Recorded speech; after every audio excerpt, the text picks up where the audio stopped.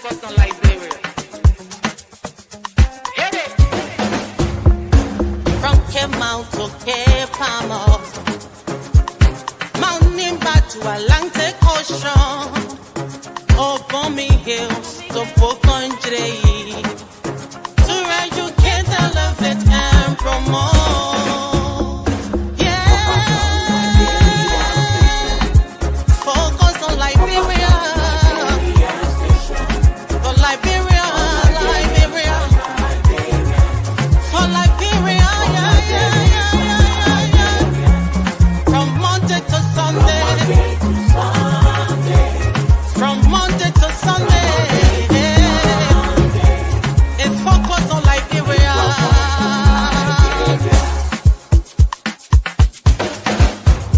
Talk about home affairs. Hey. In diaspora. Current affairs.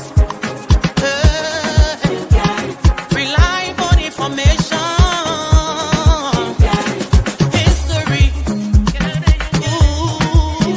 Talking about culture. Politics. Education.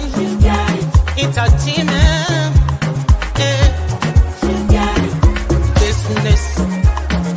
Sports. Advertisement. Articulation. Focus on Liberia. Focus on Liberia. Focus on Liberia. From Monday to Sunday. Focus on. Good afternoon and welcome to this special edition of FOL Justice Forum. I'm your host, Dennis Jar. Today we bring you strictly legal look at the arrest, the charges, and detention of former Vice President Jayweh Howard Taylor. Our focus is on the law, not politics, and on the constitutional and statutory standards that govern arrest, detention, charging, and prosecution in Liberia. Joining us is one of Liberia's most regarded legal minds, Councillor Frederick Jayweh, to help us understand what the law actually says, what procedures must be followed, and what rights apply in the case of this magnitude. Councillor Jayweh, welcome to the show. Thank you, Dennis. I'm always glad to be here. We want to welcome all our viewers from across the globe. This is a special edition of FOL Justice Forum, and we're going to be talking about the arrest, the charges, the detention of former Vice President Jayweh Howard Taylor, former First Lady Jayweh Howard Taylor, and former Senator Jayweh Howard Taylor. Councillor Jayweh, how are you doing? Let me also welcome another legal mind, that is Mr. James Jensen, the CEO of 2A Radio Network. First of all, Anthony Jensen, I must apologize for catching you at the wrong time, but thank you so much for joining. Welcome, sir. Yeah, you're welcome, guys. It's a pleasure to join all of you guys again. And I'm sorry the way I am because I'm just on the road. I have to back off the road. All right. Yeah, but this is interesting that Liberia is all that we all are hoping that get better. So whatever we do, we'll be glad to join discussion that will help in whatever way possible. Thank you. Again, we are talking about the arrest, the detention, and the charges against the former Vice President. As we saw today, she's being sent to the South Beach prison. So we're going to talk about that, not necessarily about the merits of the case, but people are asking questions.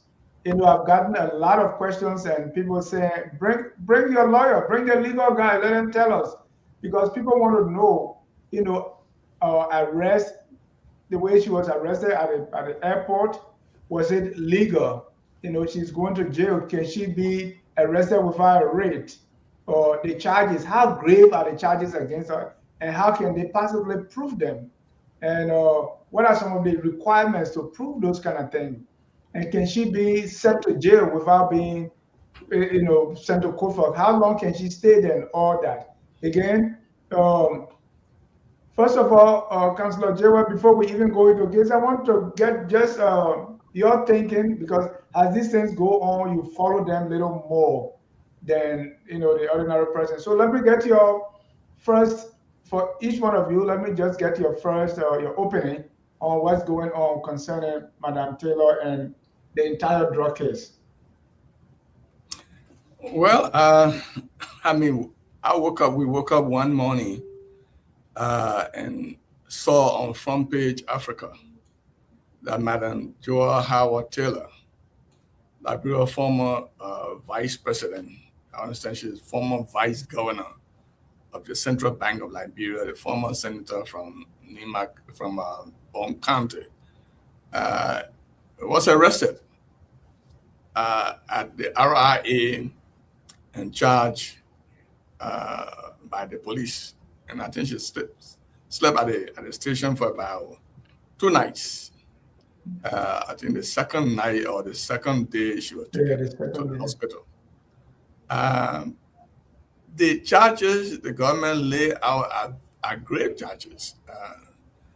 And the pre-trial proceedings and other occurrences that might take place are issues that situation that people might take issue with. So in my mind, it's important to briefly clarify the mind of the public as to what's going on and why things are happening as they're happening. Are they normal? Many people will say that this is a witch hunt. They say a witch hunt. They say normal, since I understand that she was sent to the Monrovia Central Prison today. How did it happen, and what are the issues that took place before she was sent to? What are legal proceedings that took place before she was sent to the Monrovia Central Prison? So, in my mind, it's a topic that the Liberians need to understand, and they need clarity for. Thank you, Anthony Jason. Your opening. Well, firstly, for me, I have a mixed feeling about what is happening in Liberia currently, and still this whole fight about drugs.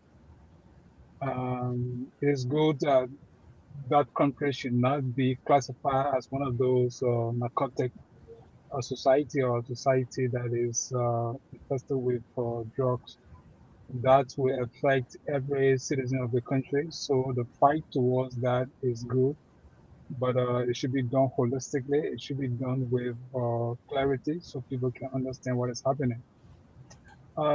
As we discussed Joel specifically, I feel that Liberia is still behind time when it comes to governance.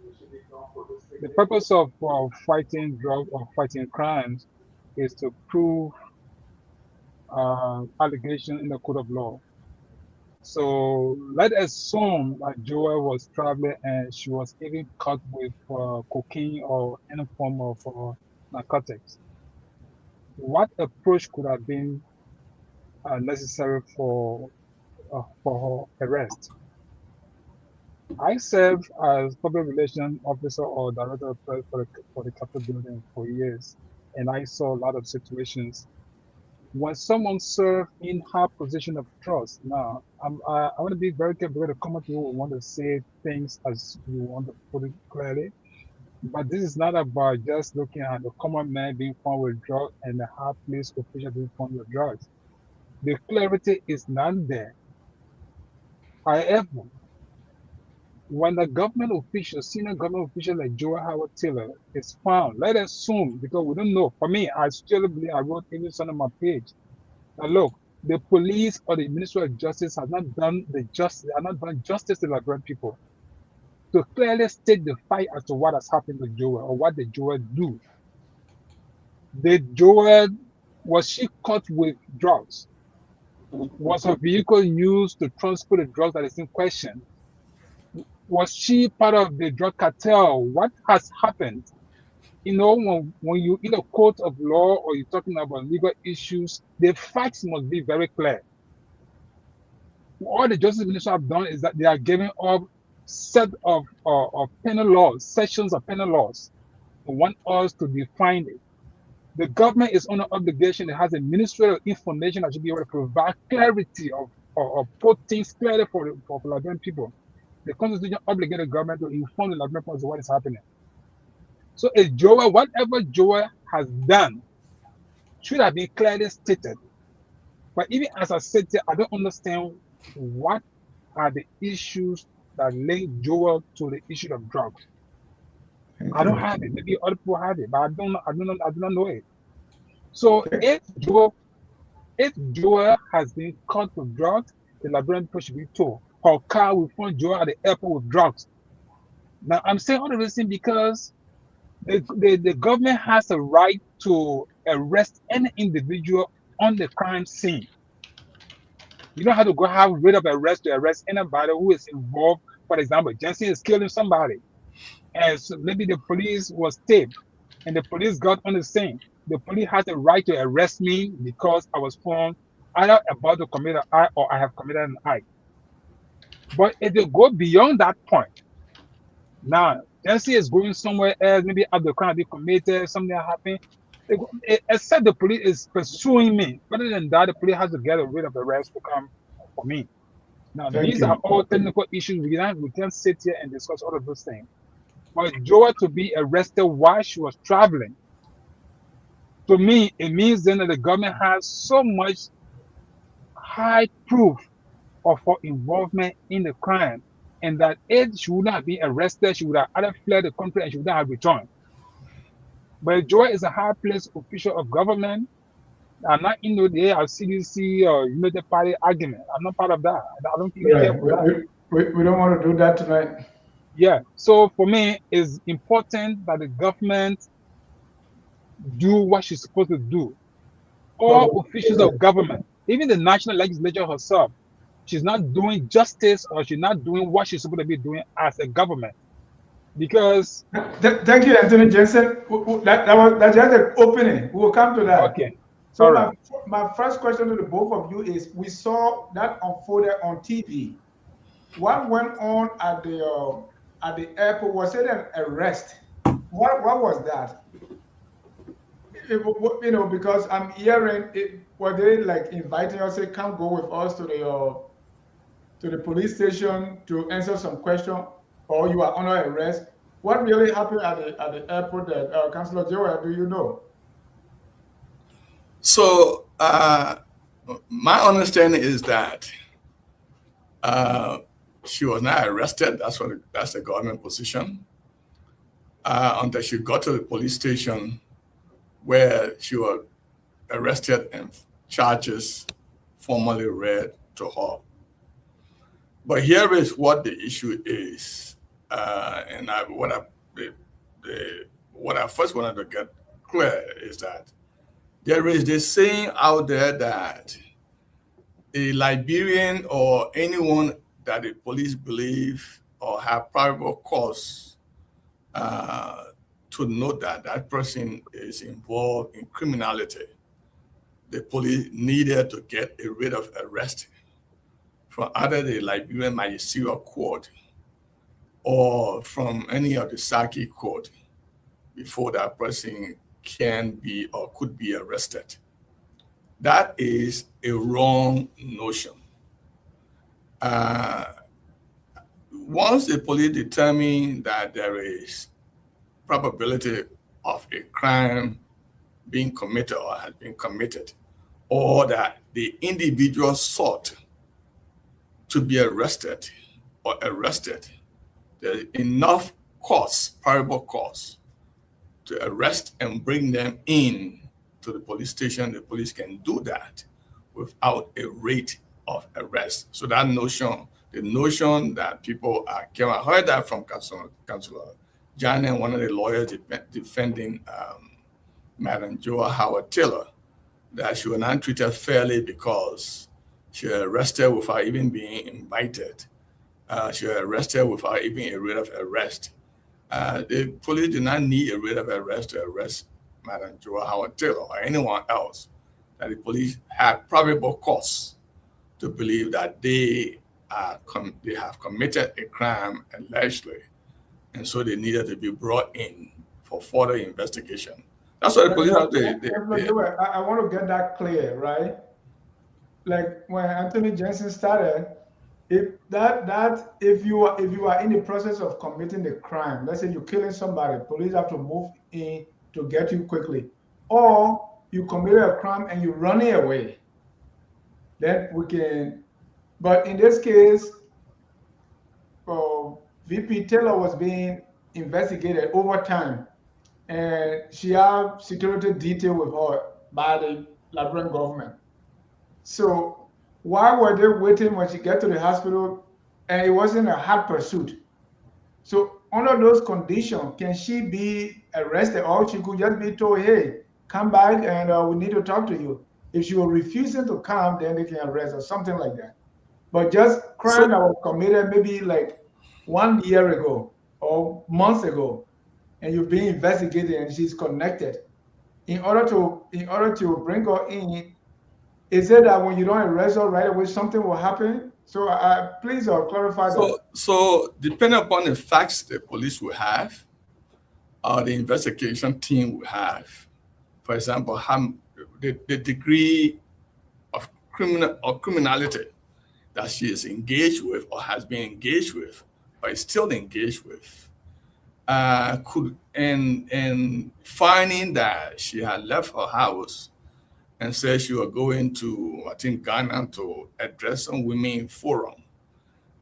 If the degree of criminal activity or criminal act that the government is complaining of is at a level to the point that having her to leave will amount to she absconding the country, and the police have probable cause that she was traveling, and that enough time was not there to go to the magistrate court to get a writ of arrest.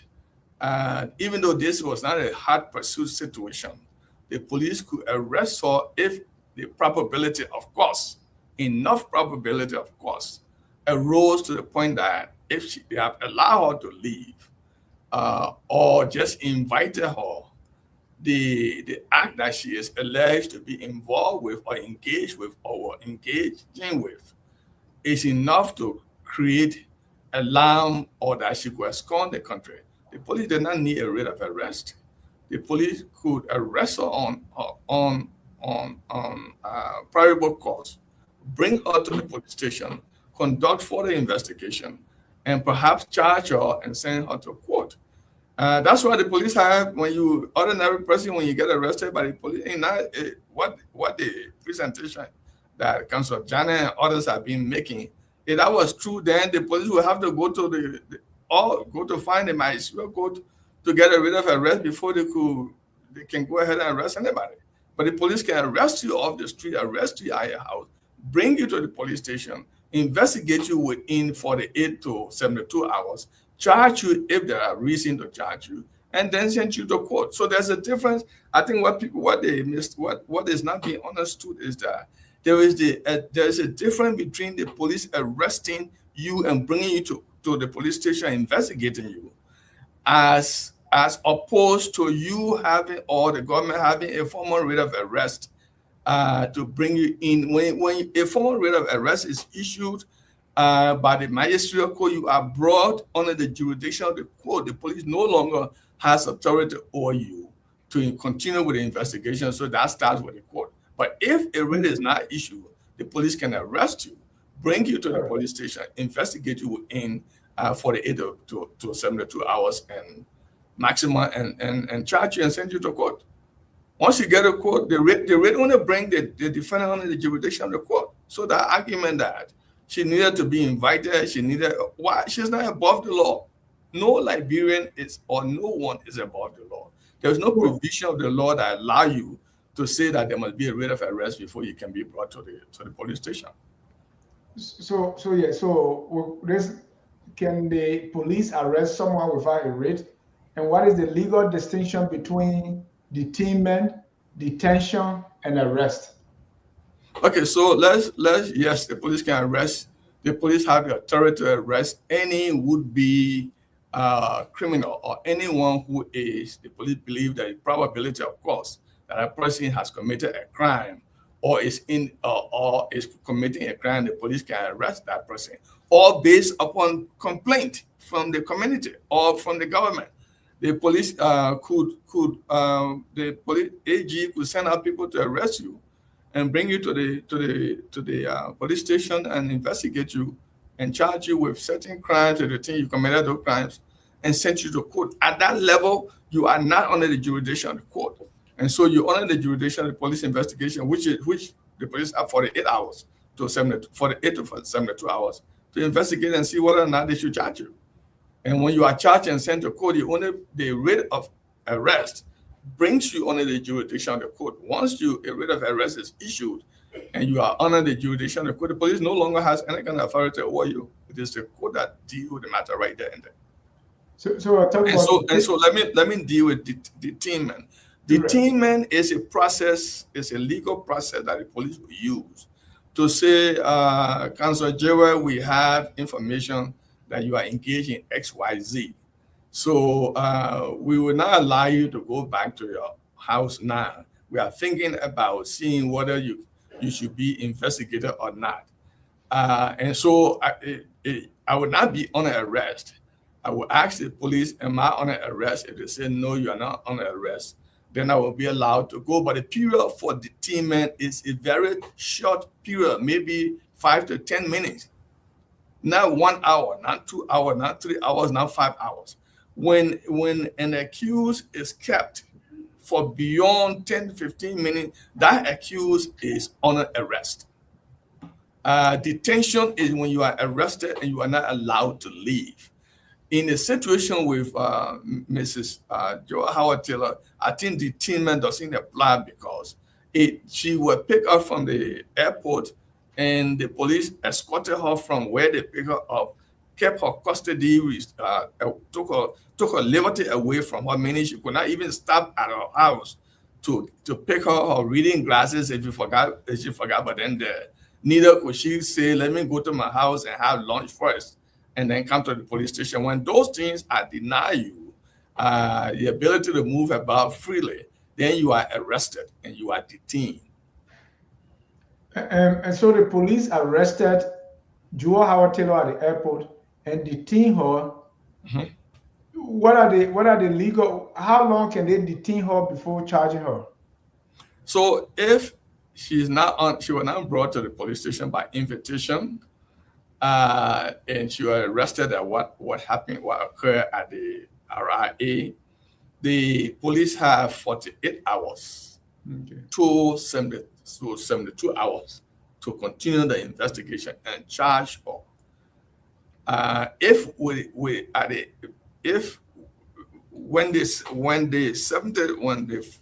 say 48-hour comment passes or pass rather, and she still has not been charged, the police could also go to court and apply for continuation of their investigation. By an order of court, the police can continue beyond 48 hours, or they can continue investigating until 72 hours. At the end of 72 hours, the police must charge or dismiss or discharge the defendant to go home, or a formal writ of arrest must be issued to be brought into jurisdiction of the court. When a writ of arrest is issued, the police can no longer continue its investigation against an accused. In the case of Mrs. Jayweh Howard Taylor, if after a charge sheet had been read to her, the police is on an obligation to take her to court and have a writ of arrest issued. So a police charge sheet is not the same as a writ of arrest. A writ of arrest brings the defendant under the jurisdiction of the court. The court takes precedent, takes authority over the entire process. The police can no longer be involved. Thank you. In the case of Madam Taylor, she was taken to hospital at some point. Would that be part of the 48 hours? So no, that was unforeseeable circumstances that occurred. So she got arrested, and she was brought to the police station. I think the same day the police read out the charge sheet to her and say you are charged with A, B, C, D, E, F, all of these charges. At that level, the police should, unless the court was closed, once the charge sheet had been read to her, she should have been taken to the magistrate court, or she should have been taken to criminal court B if an indictment has been drawn. But because after, I guess, when the charge sheet was read, with all of the charges lining up there, the understanding is that her pressure went higher than normal, and they kept her there, I think, overnight. The next morning, I guess, they took her to the hospital. The 48-hour, the running of the 48-hour, it will not apply once the charge has been read to the defendant. There is no longer 48 hours or 72 hours that will apply. It means that the defendant, unless the charges were read after the business day of the court, then the following day the defendant will be taken to court for the court to formally issue a writ of arrest. If the court determines that the charges laid out there, the facts and circumstances surrounding the charges are grave enough for a writ of arrest to be issued, then the magistrate court will issue a writ of arrest to bring the defendant under jurisdiction record. Let's talk about let's talk about the charges. Mm-hmm. So she's being charged with all these unlicensed importation of controlled drug, Mm-hmm. the unlicensed sales, trafficking, administration, dispensation, delivery, distribution, dispatch, in transit of drugs, illicit trafficking of controlled substance, criminal solicitation, criminal facilitation, criminal conspiracy, and all the 9 yards. My question to you is, what do these things mean? The charges including drug trafficking, solicitation, facilitation, conspiracy. Help the public understand what these things mean. What is felony of the first degree? What makes an offense now bailable? And first of all, let's look at the gravity and the meaning of all her charges. So, fellow Liberian, this is these are very, very grave offenses. The charges as laid out in the amended Liberia Drug Amended Law of 2023 and as charged against Madam Jayweh Taylor, these are not just simple charges. They are felonies of the first degree, meaning that if for example, being in possession, trading, distribution, transportation of drugs, if the facts should lead to the charges as laid out, a defendant in that case, or in the case of Mrs. Jayweh Taylor, will be sentenced to imprisonment for 10 to 20 years, depending upon the gravity or the factual situation that surround the crimes that the government have laid out. Equally so, these are grave charges and they are non-bailable offense, meaning that the lawyers for Mrs. Jayweh Taylor may apply for bond on behalf of the client, but the statute does not allow for bond to be issued in a drug case as laid out in the police charge sheet, and I think a writ of arrest that's already been issued. So what that means is that after the writ of arrest has been issued and served on Madam Jayweh Taylor, the procedure is the magistrate will explain to her that you have been charged with these charges. You are not entitled to bail because the statute on which you are charged does not allow you to be able to apply for bond and be granted bail, meaning that the court can only sentence you on a pretrial detention, meaning that you were sentenced to Marifield Central Prison today, and she will be in prison if no bond is granted. She will be in prison because statute doesn't allow that for her to have a bond. And so she'll be in prison while the trial goes on. Now, let me tell you what a bond is.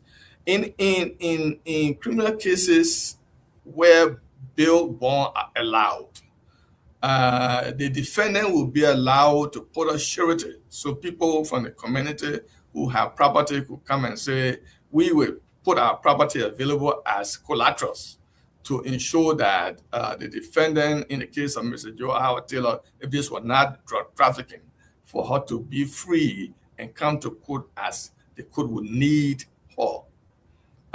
And those sureties would be contracting with the Republic of Liberia that they should be held responsible if the defendant doesn't show up. They will all be arrested on bail jumping, under the law of bail jumping, and perhaps their property could be exposed to sale. In this, and then that will allow the defendant to be out of prison and attending the trials when the trials are scheduled. If in this case, because the charges are non-bailable, unfortunately, there will be no bond.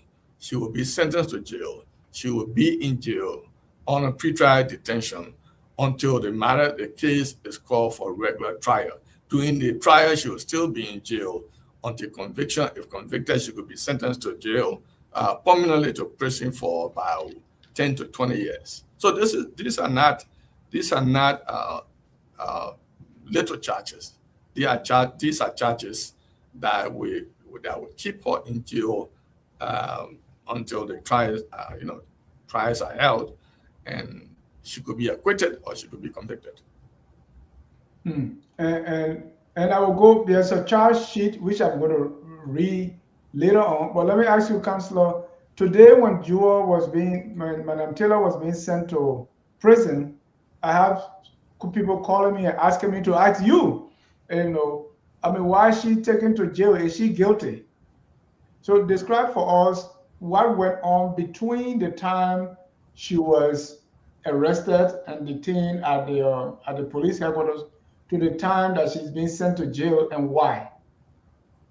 So when she was arrested from the Ravos International Airport and brought to the National Police Headquarters, the police had jurisdiction over her. There were no writ of arrest issued, and she was not under the jurisdiction of the court because the police had 48 hours to investigate her and determine whether the police should charge her. What the police did was to charge her the same day that she was brought to the police station.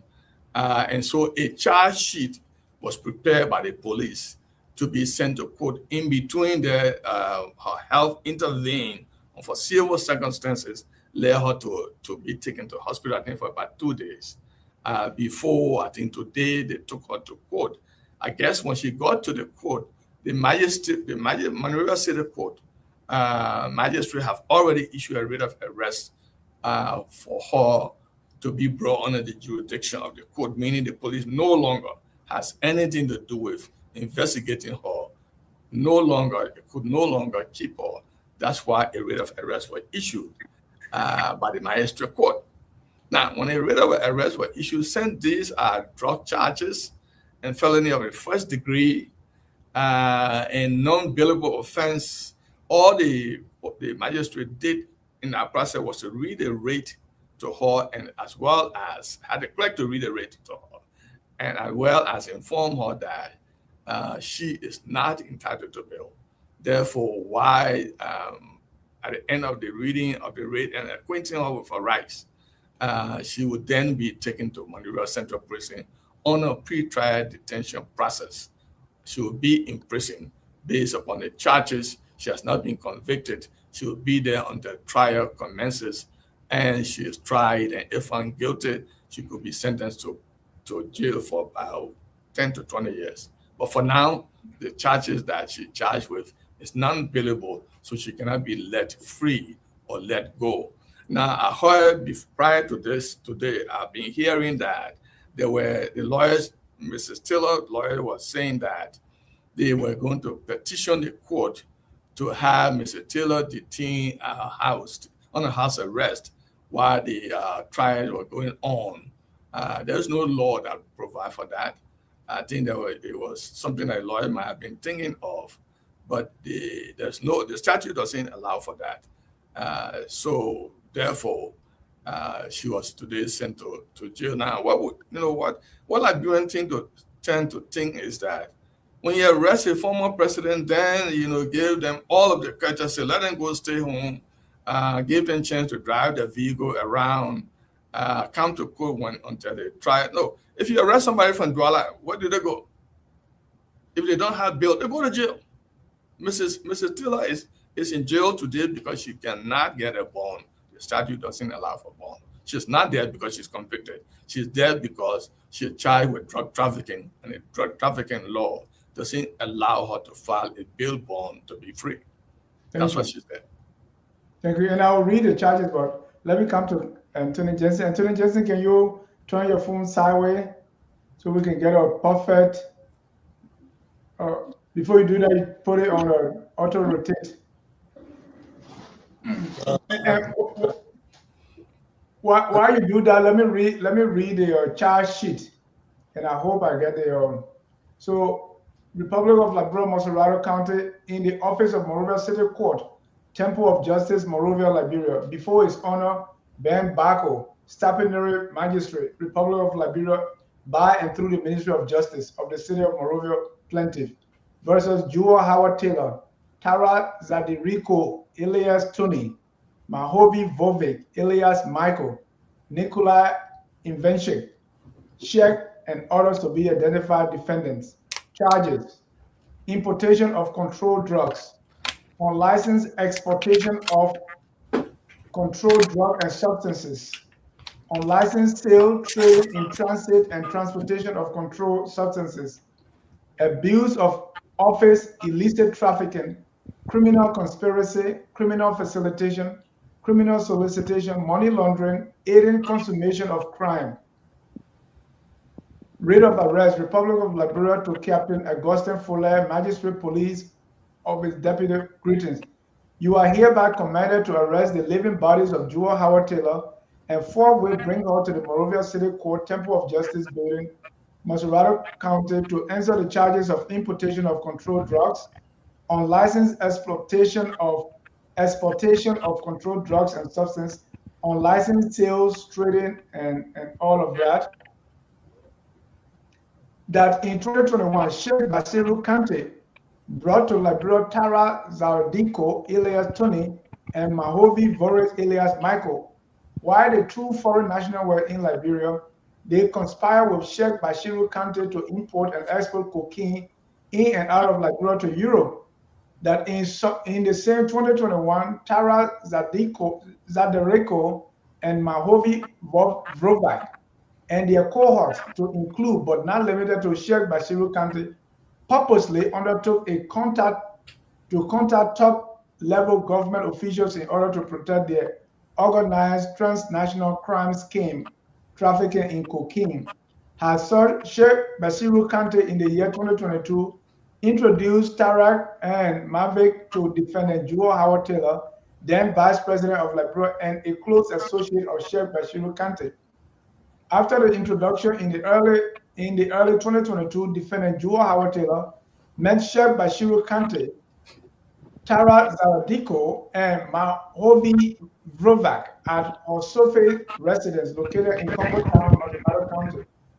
During the meeting at defendant Jewel Howard Taylor's residence, Taras and Vrovak invited her to travel to Dubai, United Arab Emirates, to meet with Nikola Ivanchik, a Croatian national and a drug kingpin of the cocaine transaction crime cartel. In Dubai, they lodged at the H Hotel, where a meeting was held about using Liberia as a transit point for illicit trafficking of cocaine, to which she agreed. While defendant Jewel Howard Taylor was in Dubai, she received $40,000 United States dollars or $45,000 United States dollars from Nikola Ivanchik for shopping in the presence of Sheikh Bashiru Kante, Tara Zadiko, and Mahovi Vrovak. Upon defendant Jewel Howard Taylor returned to Liberia, she maintained strong ties with the cocaine cartel. She requested and received $75,000 United States dollars from the hierarchy of the cartel through Sheikh Bashiru Kante for her entity, Jewel Starfish Foundation. While the cartel continued to import and export cocaine in and out of Liberia, and she maintained constant contact and engagements with the cartel operating cells to the effect that in August 2026, she again requested and received through Sheikh Bashiru Kante the amount of 15,000 US dollars. Even though defendant Howard Taylor is knowledgeable of the law that cocaine is an illicit drug, yet she knowingly collaborated and conspired with those operating the cocaine cartel by having meetings, receiving cash, consented to drug trafficking operations, used her office and influence, provided support and protection to the cartel illegal dealings in Liberia. The alleged act of defendant being unlawful, wicked, illegal, and intentional is a violation of the Controlled Drugs and Substance Act of 2023, the new Penal Law of Liberia, and the AML-CFT Act of 2021, and section blah, blah, blah, blah. There and then the crimes herein the defendant did do and commit, hence the rate of arrest. Attorney Johnson, that's a long one, but you will discuss a lot of things before you came in, whether it was lawful to arrest her, whether she can be arrested without a writ, and they can keep her for that length of time, or sent her to jail without going to court first. Just provide your view, your opinion before we go into what I just read. You can add to that. Are you muted? No. Okay. I said, let me first apologize to your audience for the break-in or transmission or whatever, my absence for the brief period of time. But what I was about to say before I went off the air was that I differ with Councillor Jayweh slightly when it comes to the arrest of Joel. And I differ with him on the grounds where the Ministry of Justice, Joel arrest, there was no indication that the Ministry of Justice was after Joel. There was a hot pursuit of Joel, or Joel was leaving the country with all indication that she wouldn't come back, or Joel was found with substances at the port, and because of that, she was to be arrested at the point. So these ambiguous actions of the state does not suggest that Joel was the act of arresting a criminal while the act is ongoing, or the act has taken place, or the police is in hot pursuit of an individual. Those indications were not there. That's what, for me, I've been saying from the onset, that Joel or any other person to be arrested, they needed to provide facts to the public. The public had no knowledge as to whatever is going on with Joel. Now, with the rate that you just read, since this is a case in court, I wouldn't want to go too deep into that. But if I'm hearing Joel were asking for money in 2021, and you are quoting the 2023 drugs law, I'm finding some issues with those things. But like me, I'm not going to go into fully discussing that because I know it's before the court. Maybe as we all follow the development, we might discuss the details of these. But what I want to say is that Joel arrest has elevated Liberia's situation when it comes to drugs. Sometimes it's not just about the action that people take, but the aftermath. Liberia right now stands to suffer as a result of all of these dealings, government approach, and how things are going on. Look, Joel, I'm not sure that Joel would have. If I want to discuss some of the things, bring up a CDC, but I don't care. Also, whoever want to say what I want to say. Joel arrest would have been done in a different form. What is more important in the justice system is to make sure that even an alleged criminal is protected because you won that person to face the law. So let us assume the Liberian government has had fights.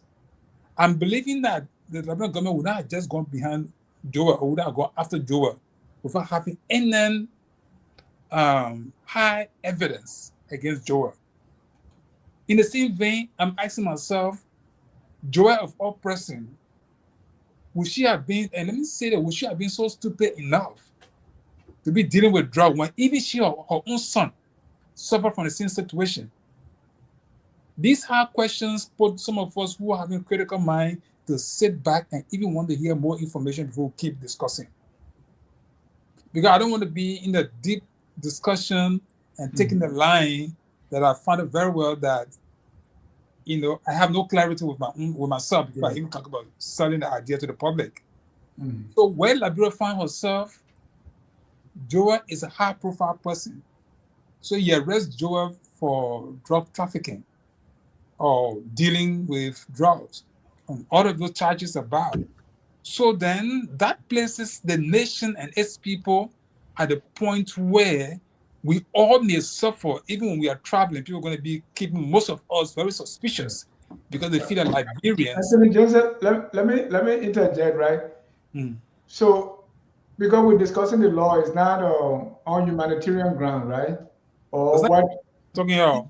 Yeah, you know, when you say, well, with Jayweh being high profile, we all now, when we're going somewhere, they will start checking out. But let's put all that aside. My question to you is, does it make any difference the way the law apply when it comes to someone at the level of Jayweh Howard Taylor?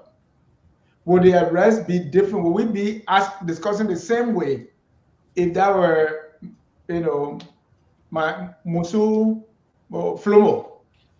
Would the issue of arrest and detention or calling her or not arresting, will it be your question? The charges being thrown at her, will we be discussing it if it were not somebody high profile? What has her stature introduced in this case that we would have been talking about if it were an ordinary person? Okay, that's a very good question, and it's a question that we all supposed to discuss with carefulness. I'm saying that because I don't want an ordinary person hearing me to say, "Oh, Jensen believes that there should be distinction between an ordinary person." That's how it's coming out to me. Right, that's what I'm saying. So let me be clear on that. Okay. You see, my brother, every nation and society, every individual, except because the way in which our people sometimes, you know, get to power and how they get to the top, some of those processes we might have questions towards those things. But here I am. Even the president of Liberia, there's immunity assigned to the president. The president's children. Right now, we're talking about all the rumor we hearing with Joseph Barker's son. Nobody touching him. Now, that's a separate issue by itself. Whether all of the allegations, everything we're hearing, whether it's just naked argument or all of those stuff, nobody's going to go after those things. But when you get to state power, it is not expected that in fact criminals will get to state power. That's why in foreign society, before you get to certain position in life, people fight to know where you came from, even up to the time you started from high school, whatever, they try to follow you up. Because they need clear people to be out there now. Assuming that all of our officials are clear and honest people, let me put it that way. The state, the running of the state goes with responsibility. So let us assume Joseph Barker committed a crime. The way you will arrest a common man, that's not how you're going to arrest Joseph Barker. Joseph Barker can be arrested, the common man can be arrested. But when you're arresting them, there are ways and manner in which those people will be arrested. Because why? You need to have these people tried. You need to get them in court. I agree. So, in a way in which to go after those people. You see, I think it's somebody is saying that Anthony Jensen is dancing on the ceiling. Anthony Jensen, we have an issue there. Councillor Jayweh, he has a point here. If you read certain statutes in life, the way we deal with you is different because the law is also protecting you. So definitely, even though we are not saying, but the law will treat a president or a former president differently they will treat my uncle in Greenville. That's not true, Dennis. You know, this is the impression that, and I'm sorry, lawyers are involved in this sort of debate. They present the president, the vice president, the senator, the president pro tem, any higher government official who might be charged under the law. They present the picture that this person became senator, we should treat them separately. Like in the case of Mrs. Taylor, I heard even her lawyer, Councilor Janet, and even the CDC people, other lawyers who are representing her, are saying that she should have been arrested differently. How? How different should she have been arrested? She is under the law as anybody in Grand Crook County, in Grand Bassa County, in Grand Cape May County, Nima County. She is a Liberian and governed by the laws of Liberia. There is no separate means and manner of arresting a former vice president from Jayweh in New Town. There is no. Is that discretional? The law, there's no discretion there. You see, the idea that the court will say, okay, we will allow the vice president to drive, where she will not be handcuffed.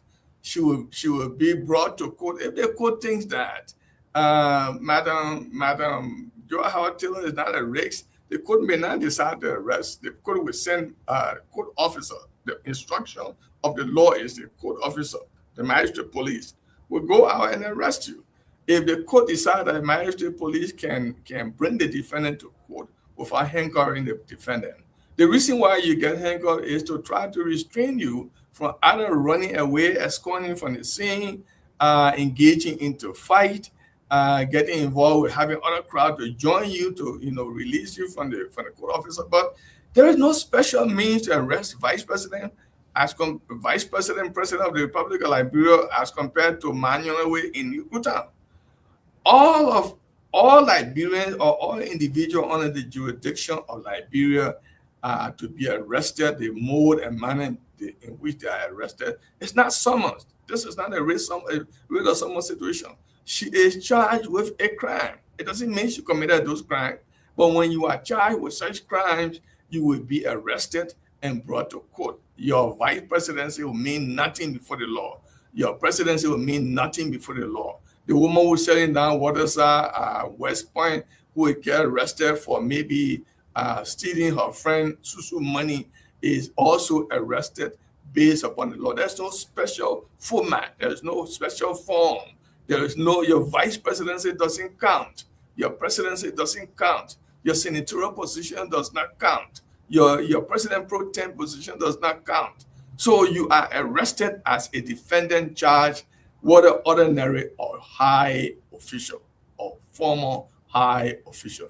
Nothing there in the law that allow you for the court to say, let's bring her to court. Let's not disgrace her. Let's not handcuff her. If you handcuff somebody from West Point, what is the difference? Why should anybody be treated separately? Is it because the person was able to become the vice president of the Republic of Liberia, or the senator of Liberia, or the Senate pro tem, or the Speaker of the House? Nothing. There's nothing that allowed them to treat them separately. There's no law. Are you there?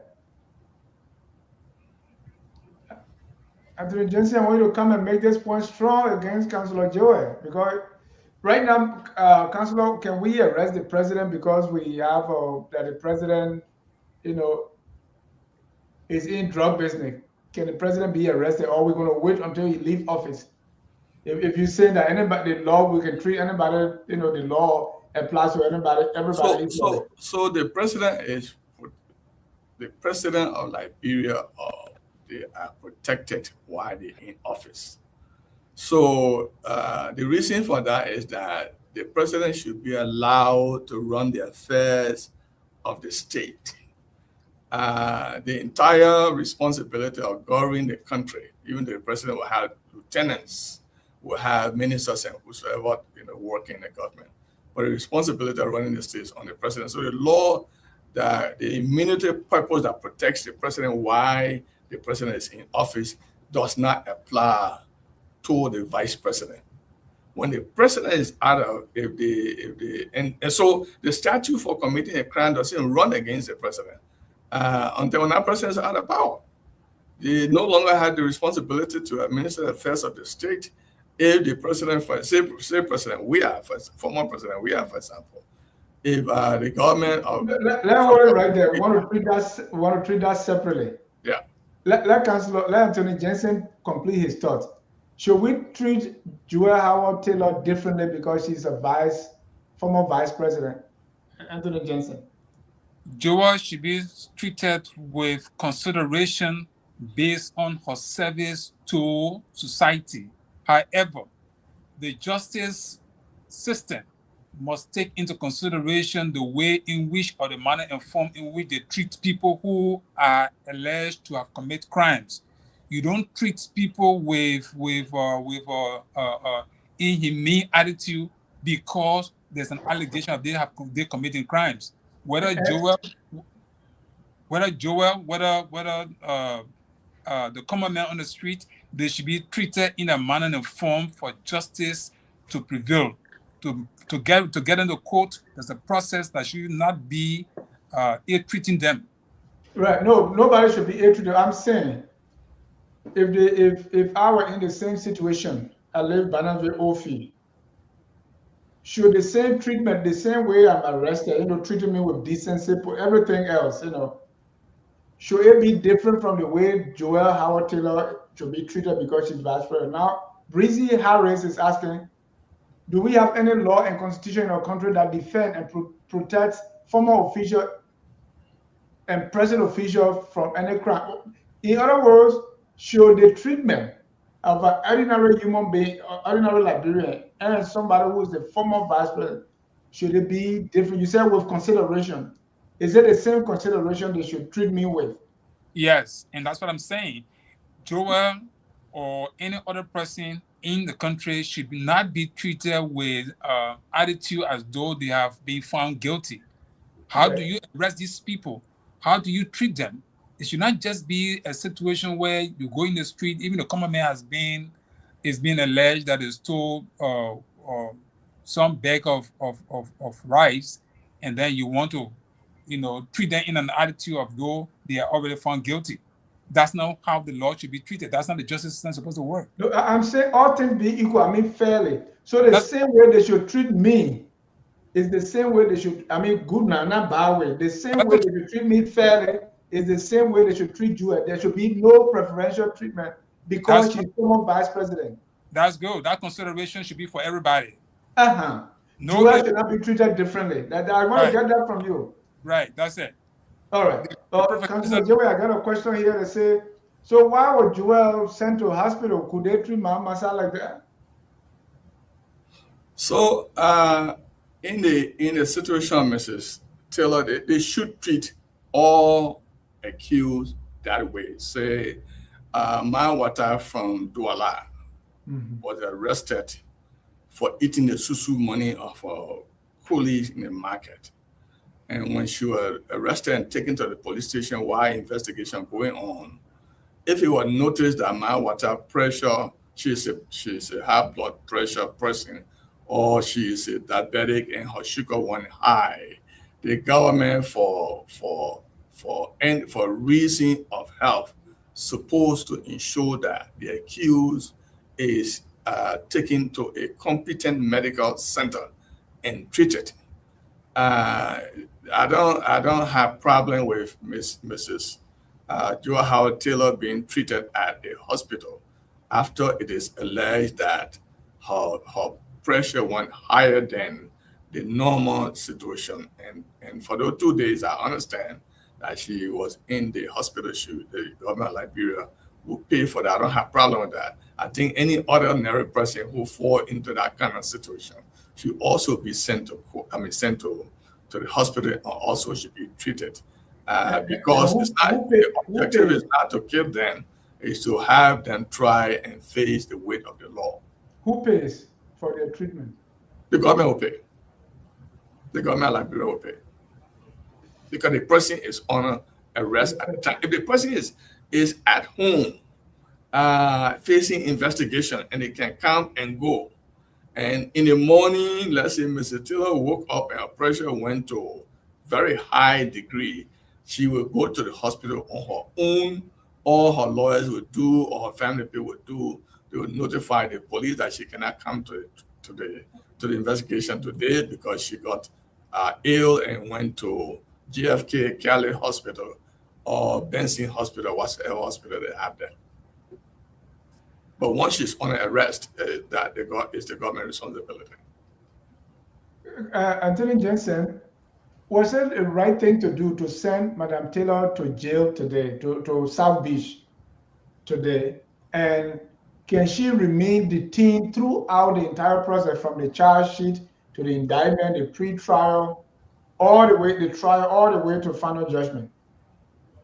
Well, the statute, what the statute says is what should prevail.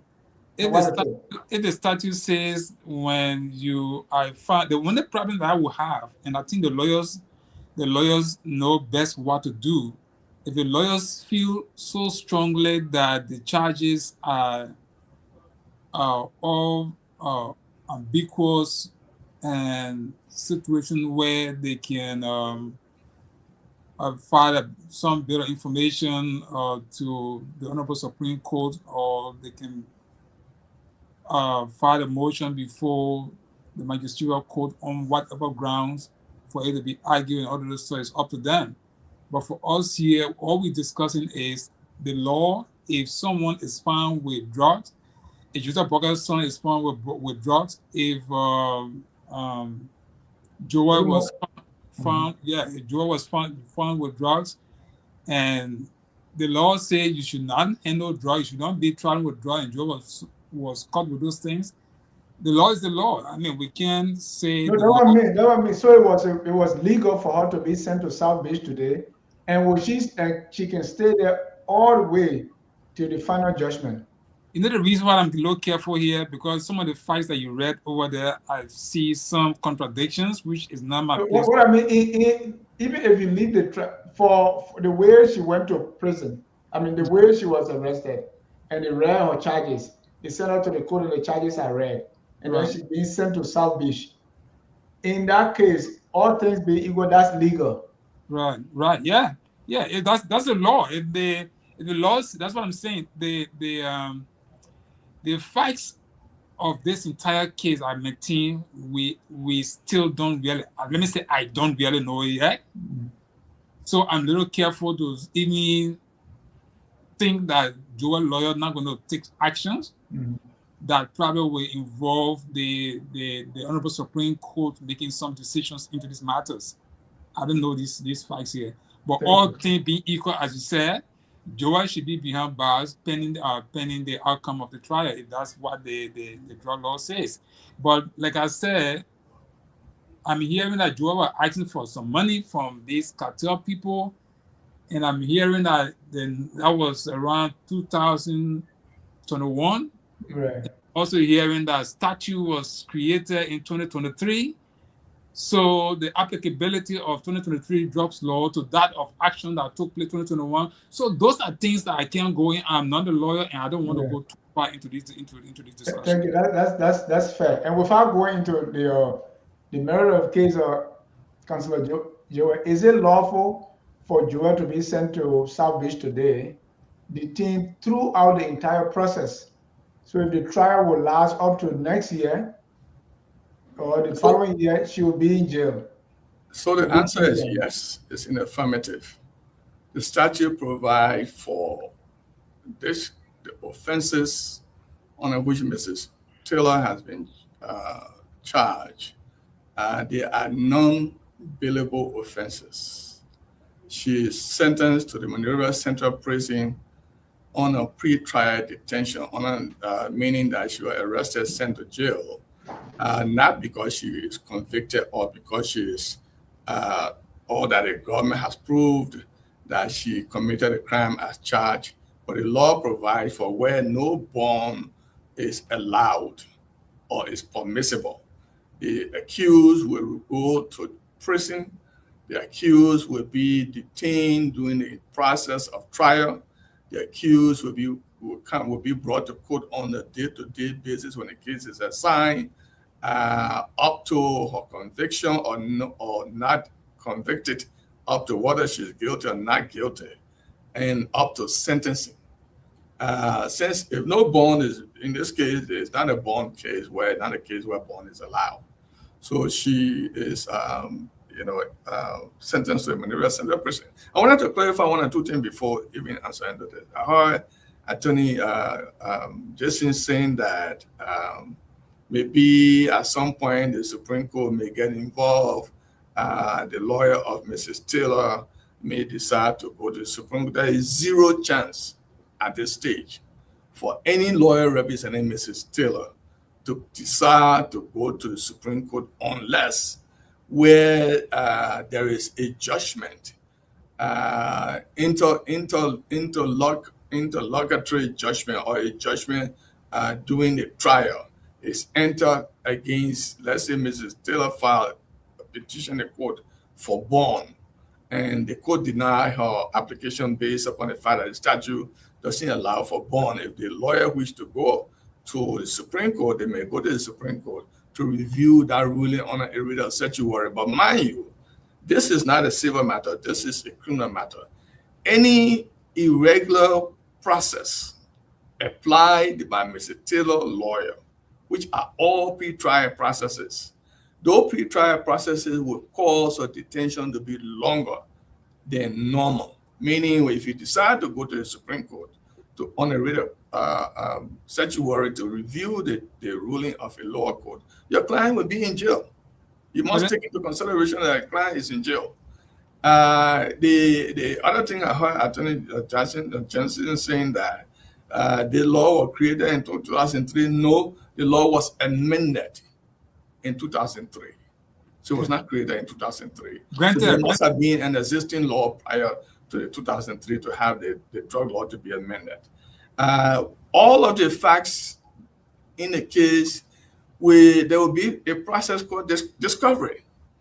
Once all the pretrial motions and whatsoever activity have gone, the state will be required by law to change what they consider as evidence with the defendant.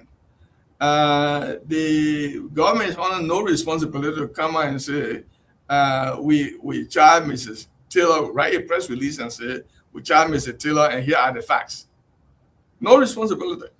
You want to know how the matter will be tried in the court, go in the courtroom.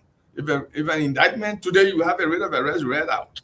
If an indictment grows out of that, you go to the clerk, it's a public record, go to the clerk of court.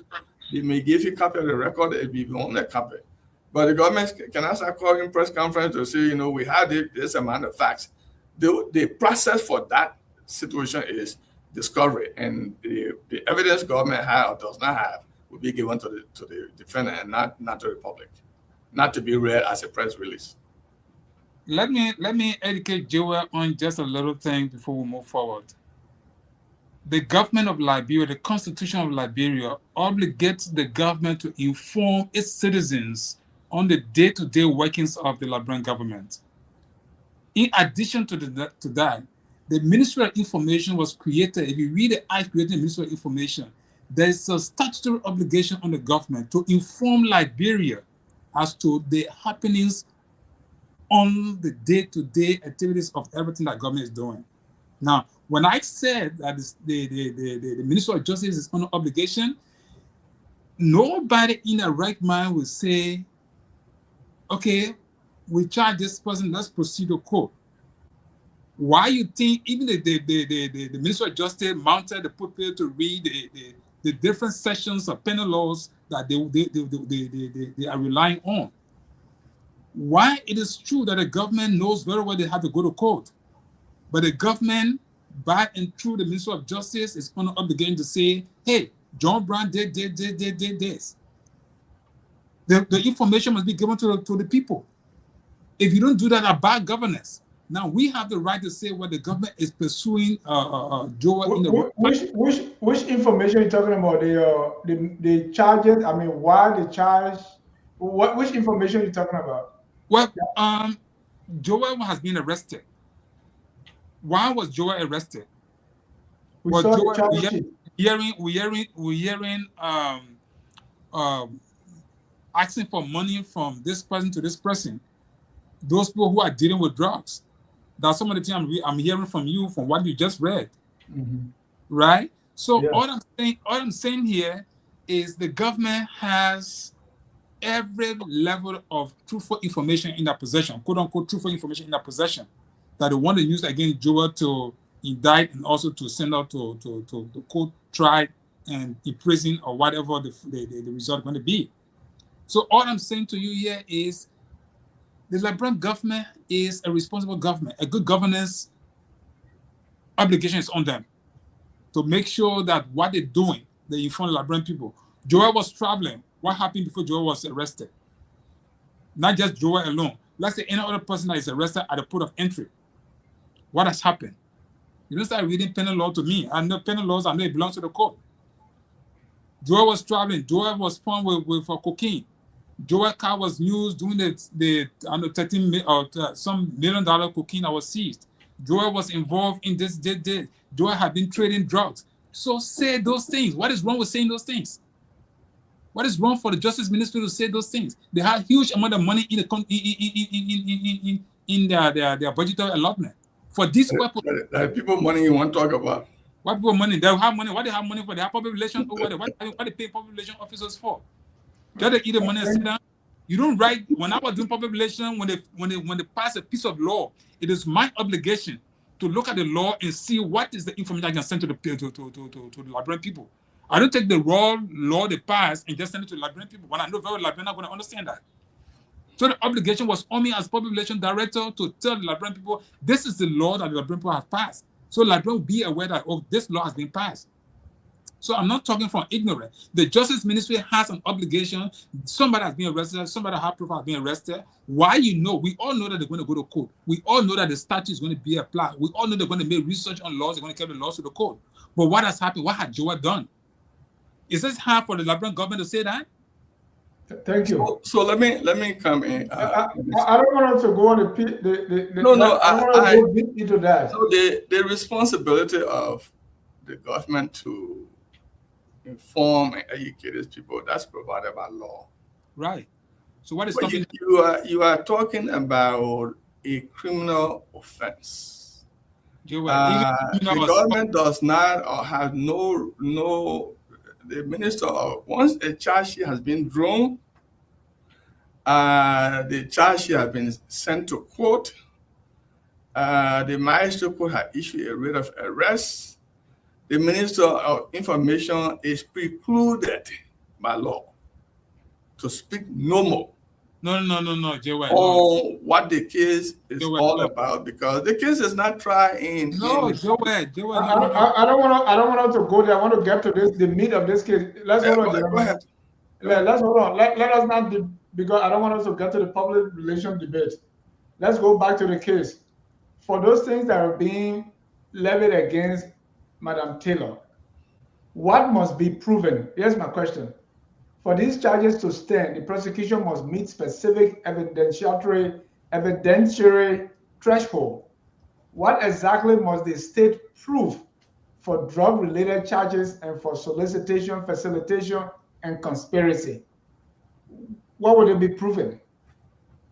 So let me begin to answer by saying that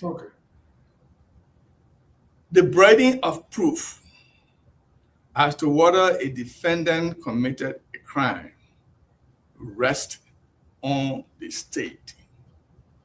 All of the charges you see drawn out in the writ of arrest, now we are at the writ of arrest stage. Yeah. The responsibility to prove that Mr. Taylor did them is on the shoulders of the government of Liberia. Where a slightest doubt arise in any of the charges or the facts to support the charges in the law requires that the defendant enjoys an acquittal. The defendant will be free because thou hast been created. Now, where are we currently? We are at a pre-trial stage of the matter where Mr. Taylor was charged from the police and taken to court today, and a writ of arrest was issued and served on her, and she is jailed at the Mandela Central Prison. These are all normal criminal procedure process. The trial what I also need to note is that not because a writ of arrest was issued by the Mandela City Court, so Mandela City Court has a trial jurisdiction. The Mandela City Court has an examining jurisdiction, meaning the defendant may apply to the Mandela City Court to ask for the probability of cause to be examined that brought her to court, and the magistrate may, establish a time for that kind of hearing. But if I'm lawyer in a case, I will waive examining, filing a motion for the magistrate to examine the probability of cause, because these charges are high charges, and that my client will remain lingering in jail. I will opt for an indictment. I waive that right and opt for the document and the rate to be sent to criminal code B, and an indictment to be drawn for speedy trial. In the absence of that, there will be, the penalty, the duration of being in jail during the trial will be longer for Mr. Taylor. And so, as it is, Mr. Taylor is only the allegation the government has laid out in the writ of arrest until they are proven point by point, supported by the facts. If not, Mr. Taylor, by law, could walk free out of the court. The other thing I wanted to add for that people may be asking for, and I heard some people asking, was that will she remain in jail while the trial going on, and when would the trial start?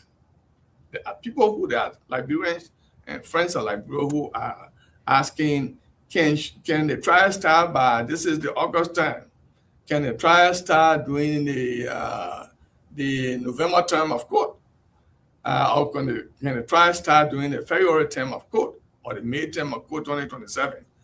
There is no reason to think that this can be a speedy trial, because by law, unless 2 successive terms of court has come and expired, meaning 84 days have come and passed, and the government has now proceeded to try Mr. Taylor, a motion to dismiss for failure to prosecute can be filed before the circuit court, and if the judge deems it appropriate, could grant that motion, and then she could get free based upon the failure to trial. But we're talking about between 42 days to 82 days before the trial could even commence. So, Anthony Jensen, let's say what I read, the different charges, like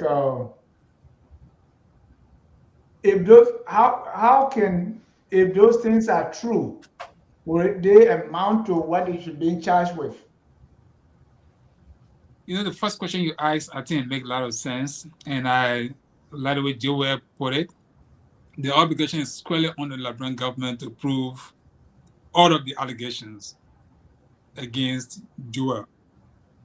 Now, the slightest doubt is indeed going to work in favor of Jayweh. So some of the, and I'm just basing my conversation on just what you read, because honestly for me, I have not, and I don't know why would the government even be afraid to say you're not going to put those hard evidence in the public domain because you have to go to court. No, it's I don't know what else you want the government to say. They say in 2021, first Basiru introduced people believed to be the cartel to the VP, and then they started meeting to do this. and then she got money from them, and then she started requesting money, but they were sending the money through Jayweh Foundation. If those things are established, would it justify what they are charging Madam Taylor with or Councillor Jayweh? So I am hoping that the charges lay out in the rate of arrest, because now she's under the jurisdiction of the court, will be proved as charged. If the connection of getting $15,000, $75,000, meeting in Dubai in a hotel, flying on a private jet to go meet with these people, and if the culpability of committing a crime is established, that she attended those meetings, with the knowledge that these people were drug dealers, and that she participated in allowing them to set up their system in Liberia to do the transiting of the drug from elsewhere through Liberia to Europe, to the United States, and elsewhere. Then the charges as laid out, if proven, Mrs. Taylor could be sentenced to jail for 10 to 20 years. 10 years, depending upon what the judge thinks the facts and the gravity of the matter is. 20 years for her involvement and engagement in the commission of the crime as charged. So again, the proof will be when we get to the discovery stage, the government will be on a responsibility to give out all of the proof that it has, proofs that the government has to be able to give it out to share with the defendant, because they will need those pieces of evidence to be able to defend the client. Right. And to prove that, it means she must know that this is cocaine that is coming to the country, because she could be acting on her as vice president that these people are doing legitimate business and that they are supporting the Jayweh Foundation. You have charity organizations that can support this foundation. So that's what so that's what the law provides for: knowingly, right, purposely, intentionally engaging in a crime. It would include. And how can that be established? One would be that, say, in order to establish that she participated or facilitated the drug transiting from Liberia, what was the meeting all about in Dubai? Okay. Mind you, drug dealers don't have on their faces, I'm a drug dealer. Never. You never see on their faces that I'm a drug dealer. Did they begin, what did they give for the 75,000 for? Was it to assist them to establish the cells in drug cells in Liberia? Did she facilitate factories, warehouses, and other things? Did she agree to receive drug money to take care of transiting of the drug through her foundation, knowing fully well that these guys wanted to get it? But did you know that they were, their drugs, cocaine was being brought on this situation? Or did she meet with them simply in Dubai and elsewhere at her house as business people without the knowledge that they are drug dealers? So knowingly, purposely, and willingly are the test that the defense will have. I hope I'm not going too far, but are the test for any defendant who is alleged to have committed a crime. Attorney Jensen, same question. You started by saying the government is the one that needs to prove that. Mm-hmm. Right. So I just want you to complete your thought before we move to the next. And because my question was, what would they need to prove this? How can this be established? That she went there, they sat down, they met, she went to Dubai, she received money, she asked for some money, they sent money through the Jayweh Foundation. So what must the government prove that these things are tied to these things are tied to the what she's being charged with. Like Jayweh said, and I will agree with him that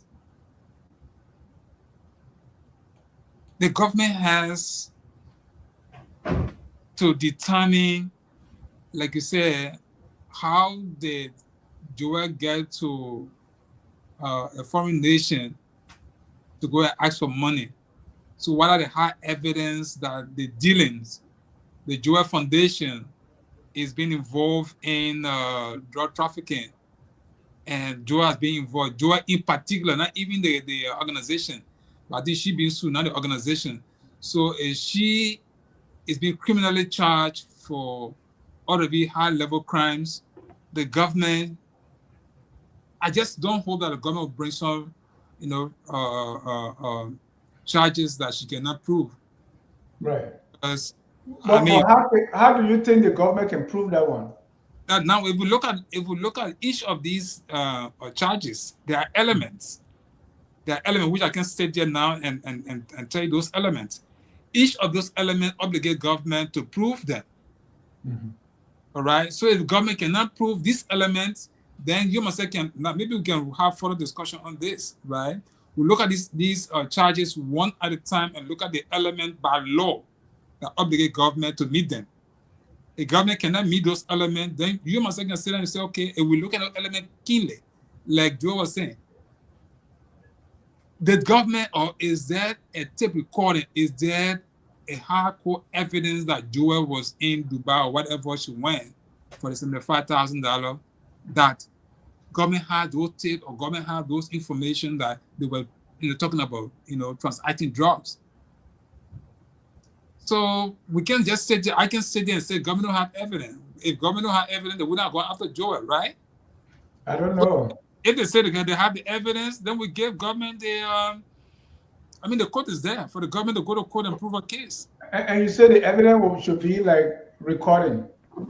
Yeah, recording will be one of those. Will be one of those. Because, and then sending the money, because if it is true that Jayweh received 75,000, or the Jayweh Foundation received 75,000 from the alleged drug campaign, that in itself is not evidence. No, it's not evidence. What must the evidence be? The evidence must be, we're talking about individuals have their private lives, right? Mm-hmm. Even though drug cartel, they've been dealing with drugs. But why if Jensen's, let's assume I was looking for scholarship and there was a scholarship from those guys, right? Assuming and not admitting that Jensen, got $50,000 for this scholarship award from an individual who is assumed to be a drug dealer. And I got educated on that.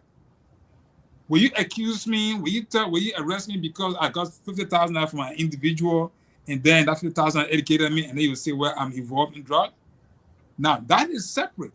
But let's assume that Jayweh actually, there's evidence, there's a written communication, there's a recording, there's all of best evidence that is needed, that the government has it. That Jayweh left on purpose. There was a communication letter written to Jayweh inviting her. Because that 75,000, the drug person will not say, I'm selling this to you for you to sell drugs. That one will be difficult for the government now to find it difficult to prove a case. So Dennis, let me just add. And before you add, let me announce that we want people to join the conversation. 605-313-6004. The code is 791-403#. I want you to call in. We have some callers waiting already. So go ahead, Councilor Jayweh. So some of the proof could be where there email exchange between Mrs. Howard Taylor and those the government is now alleging that they are drug dealers and also charged. Are there spreadsheets indicating the financial transaction? Bank statements, bank statements. Are there transferring of money from one end to another?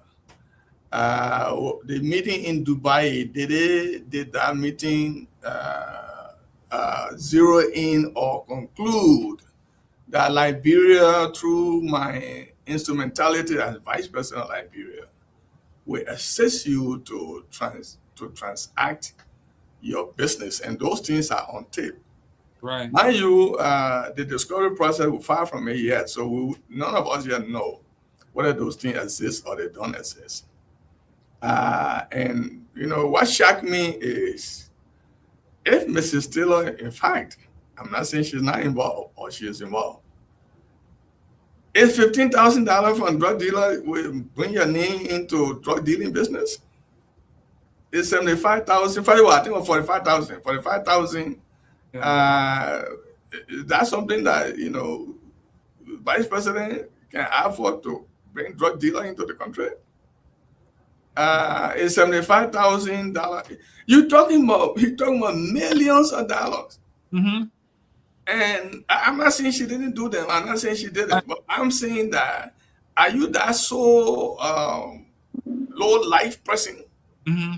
to, for lack of better term, to start asking for 10,000, 15,000 to allow a drug dealer to come in your country and set up cells? Does that make it questionable or very unlikely? Well, I mean, I'm not a lawyer, but what the issue is that Joe Howard Taylor received 45,000 to assist for her foundation. She later on received 15,000. She later on received 75,000. The receipt of the amounts of money on separate occasions are not enough They're not best evidence to convict her.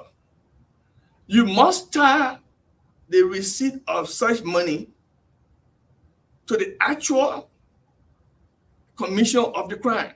Right. That there were meetings, and that this 75,000 will either be used to help you for us to even rent a warehouse or warehouses Right. to store the drugs. So again, the burden, I wouldn't go far, the burden of proof is on the government. And I said to myself that if a lawyer for Mrs. Taylor who will not say anything, we will begin to look at the indictment, we'll wait for the discovery process to evaluate all of the evidence the government have. We'll see whether there are tape recordings to indicate that those meetings that were conducted, they were meetings for drug dealers to come to Liberia and start dealing drugs. Even if Mrs.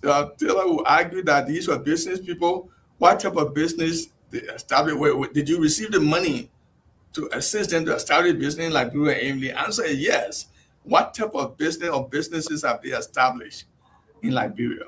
Again, the burden is on the government.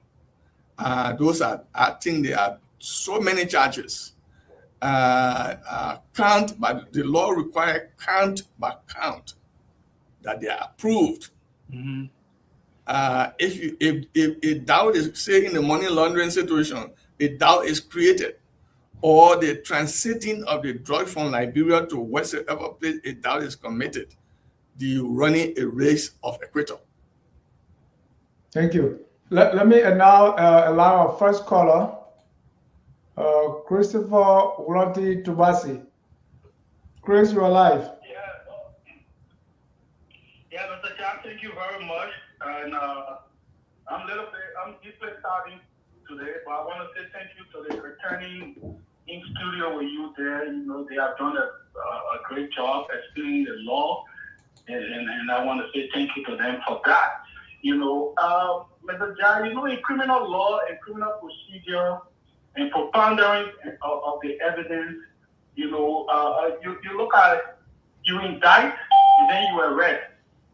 But in Liberia, it's kind of a little bit different. The police have already indicted her, and they say that the court has to do a rate of indictment again. I'm a little bit confused. So the police gather all their evidences and they indict her. They charge her. Yeah, the police charge you because based on all the evidences they gather. Right. I think there's a difference between the charge and the indictment, but the lawyers will explain. Yeah, so they won't be able to lose the case in court, right? So the police did everything, and they found out everything is correct, and they indicted her, and they carry her to the court and say, this is our criminal, and this is what she has done, Okay. and this is, and the court, the judge will look at all those things and believe the police and accept everything they told the judge and the court. So they agree, and they say, okay, we'll prosecute this person, all right? But we got to also look at whether Jayweh Howard Taylor knowingly and willingly and willfully and intentionally participated in this crime of cocaine, right? They didn't say to her, we are drug dealers, we want cocaine to pass through Labrador to go to you, because they have to, the intent. Yeah. Intent. You have to look at intent. Did she willingly participate? Did they explain to her? Did she know how we will prove intent? How will go in or bring to prove intent? So we have to show evidences. Thank you. Critical evidences, recording, photographs. We have to go to the hotel to make sure that she entered that hotel, one room, all that stuff. And you want all these things. You can't just get in charge as vice president of a country just because you want to be show business or you want to. These guys are rushing. These guys will turn this country. These guys will turn this woman for life. These guys, no, they think they cannot prove this thing. Thank you. Thank you. And Christopher. What I saw today, Mr. Jack, from what I look at today, what I saw today, this is a book of stuff, though. Thank you. But no sense inside it. You think so, eh? Yeah, no sense inside it. Destroy the country, destroy the damage the country, the garden, destroy this country reputation, the image, they destroy this woman for nothing. Thank you, Chris. Chris, let hold on now. Can you also issue any disclaimer that you are a CDC person? No, I just want people to know that you are CDC. Yeah. That's a good one.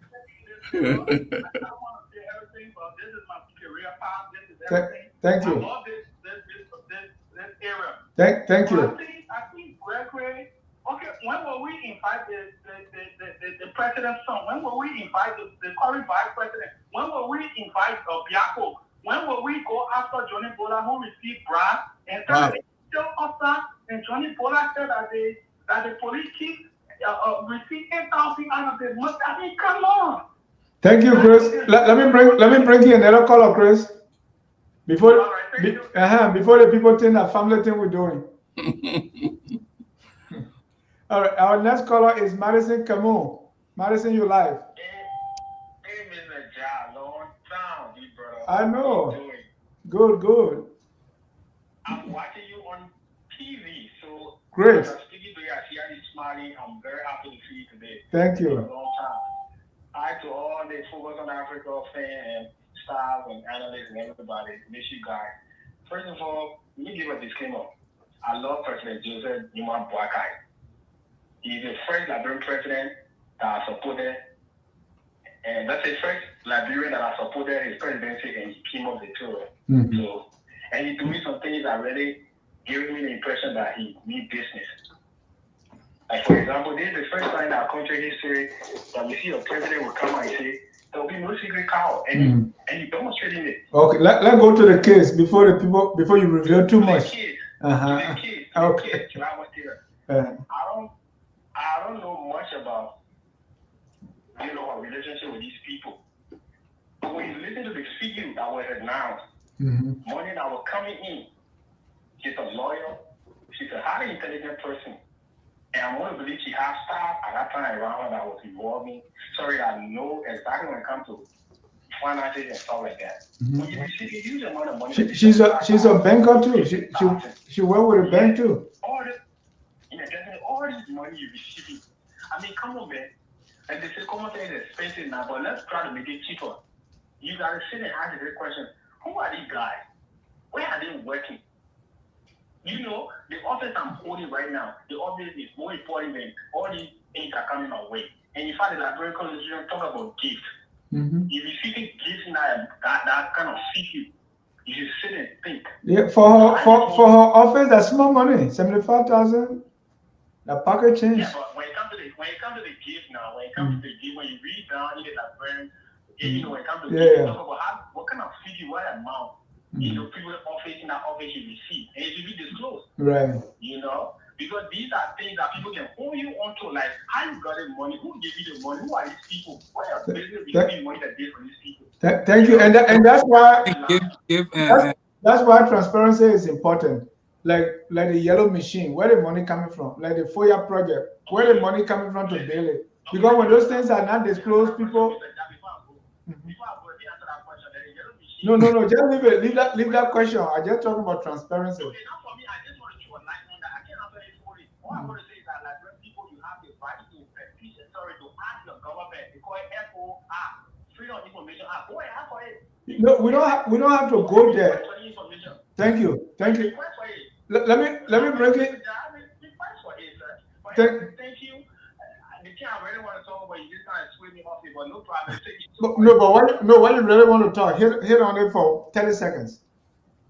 I want to say that I'm enjoying the intellectual discourse on Facebook between Liberians concerning their country. It gives me hope that we are gradually moving toward debate instead of war. So I just want to caution our fellow citizens that we should continue this time. Let's debate the issue. Thank you. Thank you, Madison. People to say war coming and this and that. I know. The issue debate. That's what I want to say today. Thank you. Let me bring on Mr. Anthony Gay. Anthony, you're live.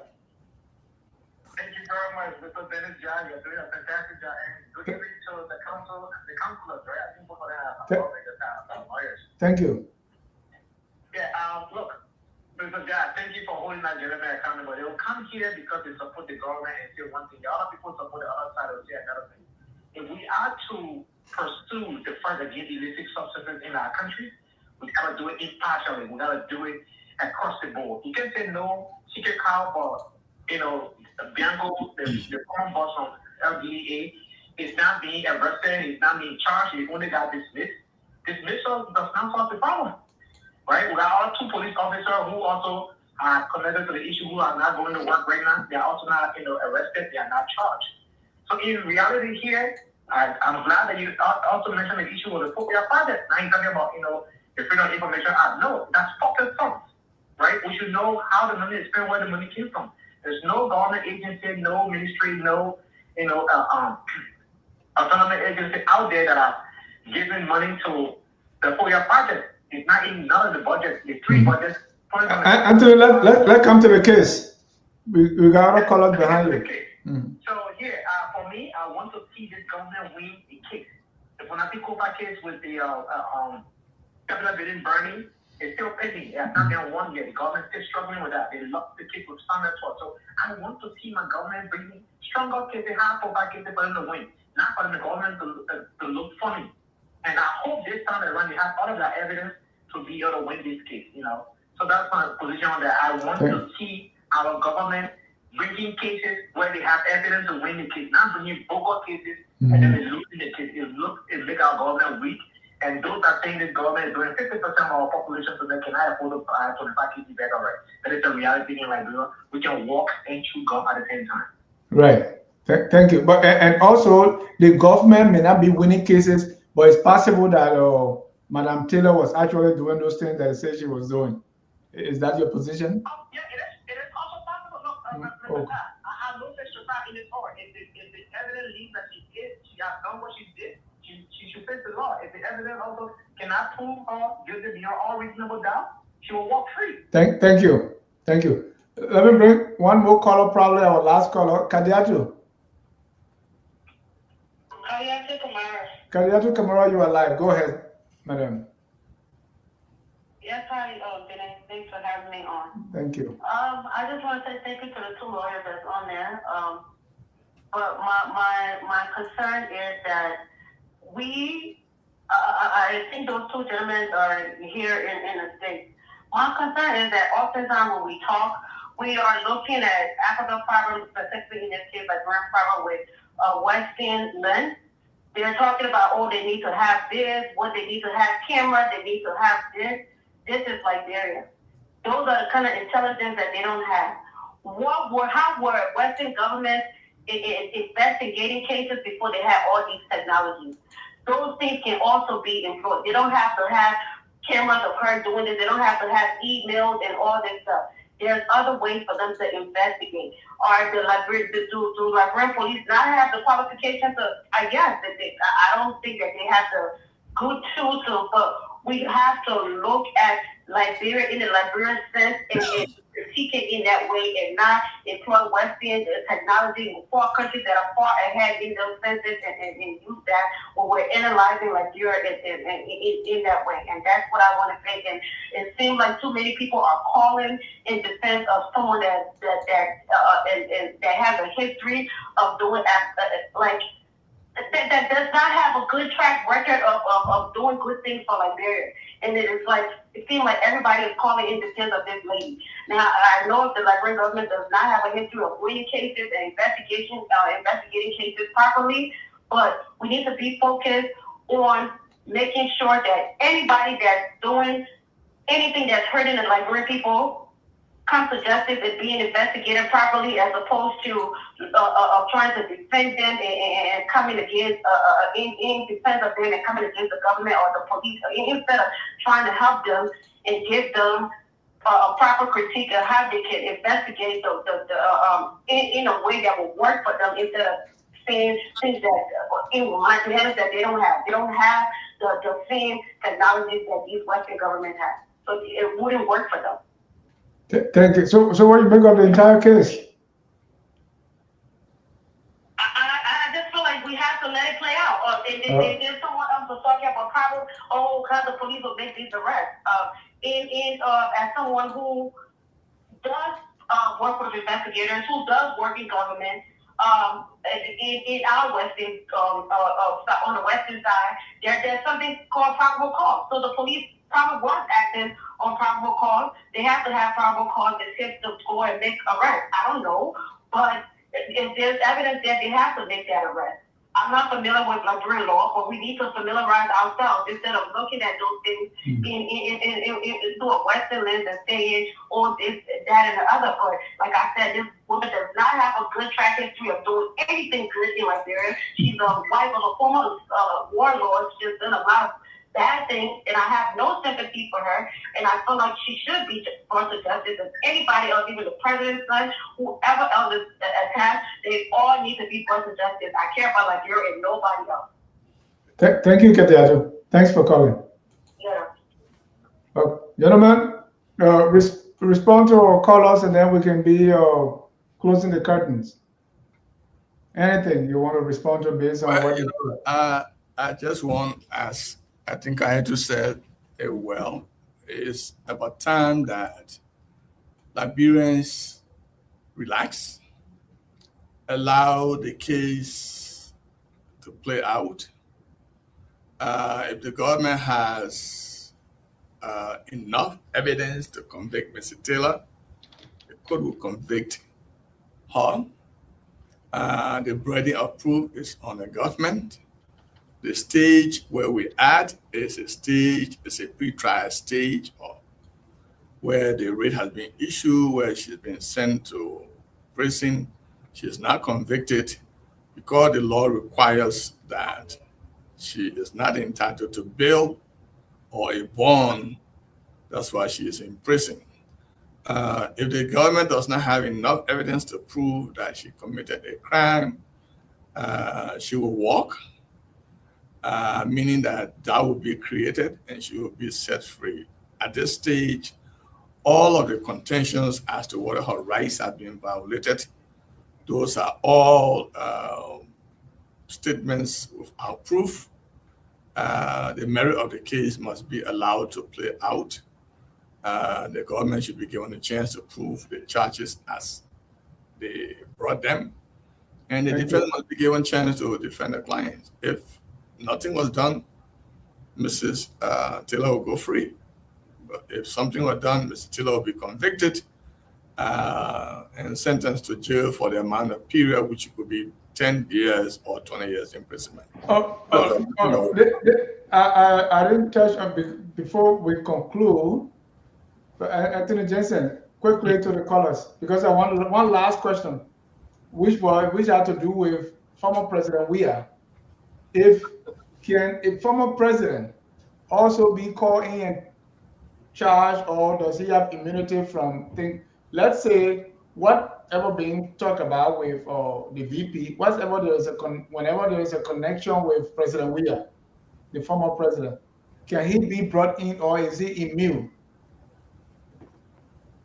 Again, the Constitution of Liberia, sometimes when these fights comes about, or when these fights come about, we have to take our time to reread the law that we have. And I don't want to sit here and make a sweeping. You finished reading the law already. You're lawyer. I know what I'm saying. I'm very clever at saying these things. Okay. Like in the Liberian common sense, they believe that presidents are immune as soon as the president leaves office. As they didn't charge the president at the time, I mean the president is immune. You can't arrest him anymore. I'm not one of those. I'm not thinking that way. In the same vein, it is better that I go back to the Constitution, the provision that specifically say that, so that I can be able to say to you definitively that no former president is supposed to be arrested, or a former president can be arrested. So on that note, I don't want to just make a hasty comment at this time. To Kadiatu, I just wanted to say this, and it's good for the country. Liberians, those who fight to occupy public offices, most of them, out of selfishness and greed, they are not building nation. All of these devices that American people have, they are not expensive that Liberia cannot buy. But they rather steal the money. Like, for example, Bear Mountain agreement we're hearing about. People get millions of dollars and they rather use it for themselves and their family instead of building the nation. Is it difficult to build the kind of infrastructure that we're talking about? No, it's not. But those individuals who are occupying power probably don't know what it means to prepare a nation for generations. And that's what Liberia found herself. On the matter of the case, yeah, we're all going to wait and see what's going to happen. The lawyers on both sides, it's obligated on them to, prove themselves in a courtroom in defending the defendant or prosecuting the defendant. It's all up to them. For us, we're just discussing these things, but we are not in the case, so we cannot. In fact, I don't have my head most often to go do research on these kind of cases because, as we discussed, that we're educating people, we're giving leeway to some of these lawyers to go and make further research while they're making the money. And we say now, you're making all of these things. Do you know you're providing education for some of these lawyers? Yeah, I know. They tell me. Yeah, and taking cue, Jayweh told they take note. Then they get their roadmap to their cases, and then they go do further research just based on the discussions, and they get millions of dollars. While we say now here, so when I leave from here, I'm going to find someone a little kobo to eat. While I have people over there, maybe take 1 or 2 sentences from your show. However, Liberia is a nation we wanted to prosper, and the way it works is the way we engage the democratic process. And I'm glad that some of you engage in that process to make sure that we all do the best we can. We just want Liberia to be more careful. Let people be prepared to lift Liberia up, and not for themselves, or at least for the next 100 years. I want my grandchildren, great-great-grandchildren to come about, dead and gone. Right. Before you drop the mic, before you drop the mic, Samuel Tule is asking, what if the VP is guilty of 2 out of the 8 charges? Can she still go to jail? She was to be set free. She'll be She set got free. be guilty of all 8. Let me be careful. No, let me be careful. The charges, let's assume she's found guilty of 1 charge. Now, I think Jayweh would maybe emphasize on that. But collectively, she's been charged for for narcotic. I don't know what should I say. I want to find just one singular word that would tie all of those things together. For which, if she's found guilty for 1 and set free for all the others, now the laws will speak for that. And I don't want to say something where people hold me back. So let me rest my case that way. I can't say definitively what that would be, because the laws are there, and the elements of the law will spell out. And under these circumstances, judges have decision to be made. So whatever is left, I don't want to be somebody that will just speak quickly and do. Thank you. We have the political version of this show coming up at 7. That's why I don't want you guys to go into the politics. Let the people learn the law. If you want the political side of it, please join us at 7 p.m. Eastern to all our viewers. Councillor Jayweh, the question of someone in the audience, and also, can the same thing apply to former president, or is he immune? Let's close with that. So currently, there is a Supreme Court opinion written by Mr. Justice Kabina Jane in the Ellen Johnson Sirleaf administration that, in essence, says that if the president was not impeached, charged, and brought to trial while they were still sitting president, while he or she was still a sitting president, he or she can never be charged again after the leave office. I hold a different view. Right. And my view is that presidents are not elected to commit crimes while they are in office. That's true. If you commit crime in office, whether you were impeached or not, when you leave office and the crime, the statute of limitation has now run out, you can be arrested, you can be charged, you can be prosecuted. And then that opinion written by Mr. Justice Jane will be, I'm sure, in this case, if Mr. Weah went to Liberia and he was arrested, charged along with Mrs. Joe Howard Taylor for perhaps committing similar crimes, then the Supreme Court opinion will be challenged before the court. Either the court will recall such opinion, or the court will go ahead and set aside the opinion and sustain the arrest and conviction or prosecution of Mr. Weah.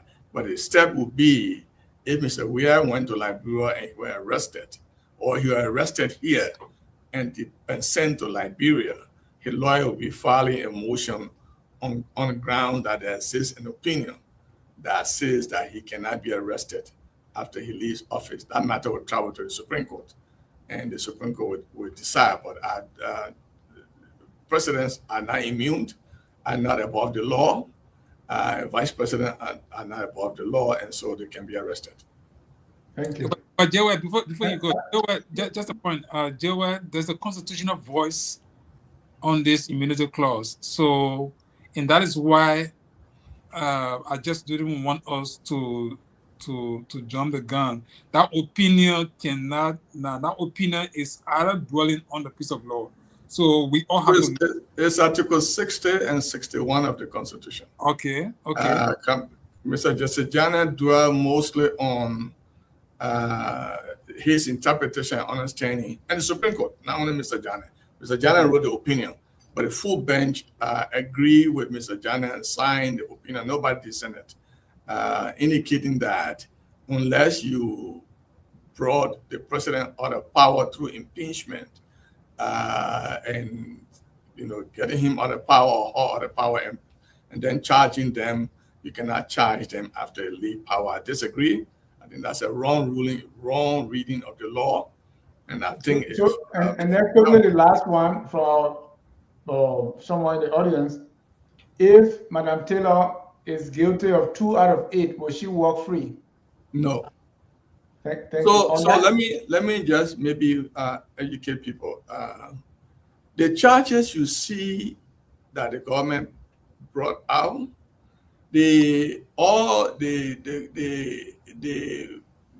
need not be a verdict on all of them in order for Mrs. Taylor to be found guilty of something. Let's say she's found guilty of, she's not guilty of importation and circulation of drugs. She's not found guilty of trading in drugs, but she is found guilty of facilitating the trading of drugs. She'll go to jail on facilitation.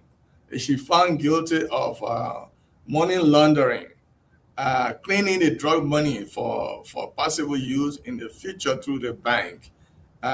This time the judge will determine whether she should go to jail for 20 years or 10 years. But she will go to jail if she's found guilty on just one count of the charge as laid out.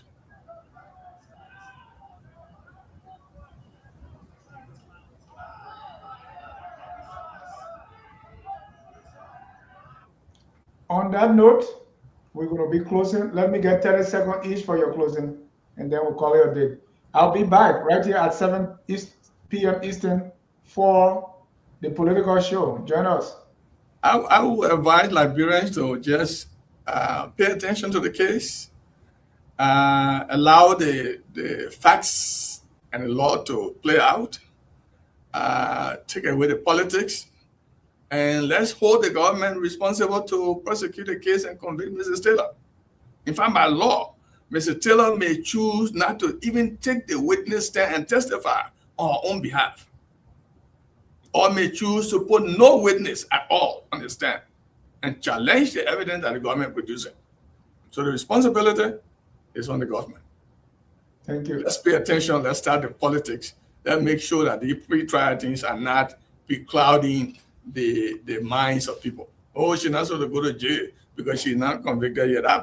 Those are pre-trial occurrences.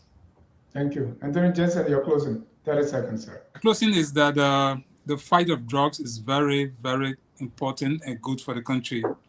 But the government of Liberia should do this holistically. The government of Liberia must be transparent in the process. The government of Liberia must make sure that when they are charging people that they really have the high evidence, it shouldn't be mixed with political, rigmarole. They must do all that they can transparently to go after. Yeah, let me call you right back on in the meeting. And be fighting with truth and transparency. For those lawyers who are in this case, we're looking up to them. We are watching the case and we're following to see how things are going to work out for either for Jayweh or for the government of Liberia. We'll be following the different debates, public debate too, and hear what the public will be saying, and we also can learn from this process.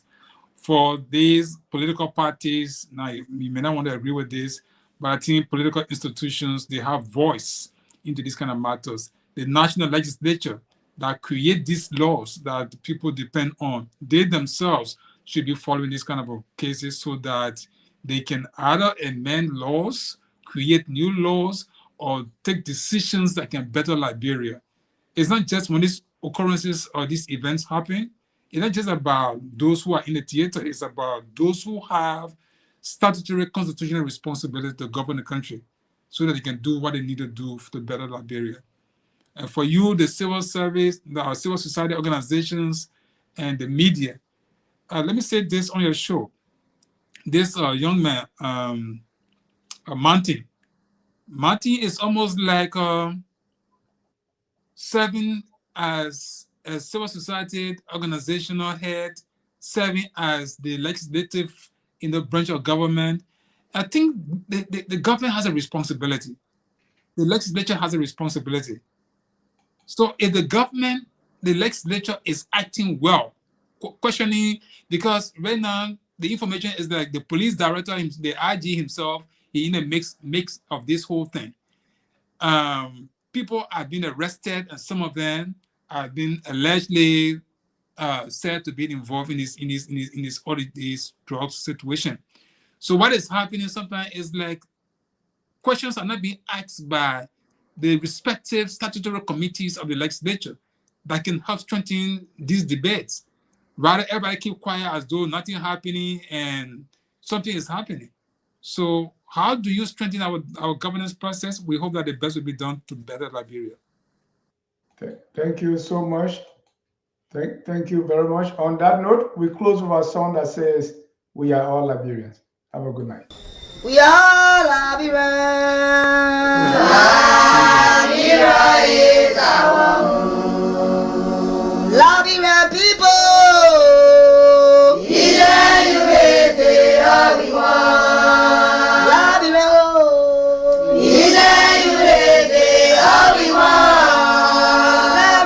Arriba!